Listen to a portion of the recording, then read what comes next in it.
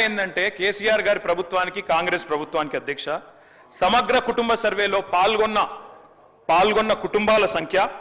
1,03,00,000 కుటుంబాల అధ్యక్ష 1,03,95,000 మొత్తం పాల్గొన్న ప్రజలు 3,68,00,000 3,68,00,000 జరిగింది ఒక్క రోజులో 24 గంటల్లో రాష్ట్ర వ్యాప్తంగా ప్రతి ఇంటిని ఎన్యూమరేట్ చేసి అత్యద్భుతంగా చేసినాం మేము చేసిన తర్వాత ముఖ్యమంత్రి గారు నిజంగా ఎంత మిస్లీడింగ్ గా మాట్లాడుతున్నారంటే అధ్యక్ష వారు అంటారు అధ్యక్ష ఇంతకు మించిన టాపిక్ లేదు అధ్యక్ష వారు అడిగిన ప్రశ్నకు తప్పకుండా మా ప్రభుత్వం గతంలో చేసిన పని గురించి వారు అనుమానాలు తలెత్తే విధంగా ఏదైతే మాట్లాడినారో దాని గురించి చెప్పాలి అధ్యక్ష వారు అంటారు అధ్యక్ష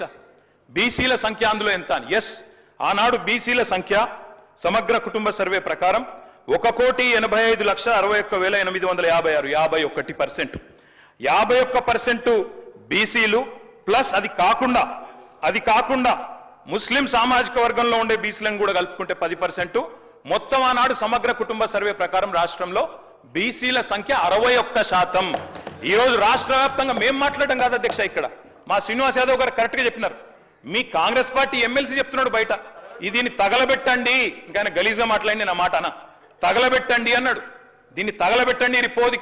ఈ నివేదికలు తప్పుల తడక అని కాంగ్రెస్ పార్టీ ఎమ్మెల్సీ చెప్తున్నాడు మేం కాదు రాష్ట్ర వ్యాప్తంగా బలహీన వర్గాల సంఘాలు చెప్తున్నాయి ఏమని చెప్తున్నాయి అధ్యక్ష సమగ్ర కుటుంబ సర్వేలో 1,85,61,000 ఉన్న బీసీలు ఎట్లా 1,64,00,000 తగ్గినరు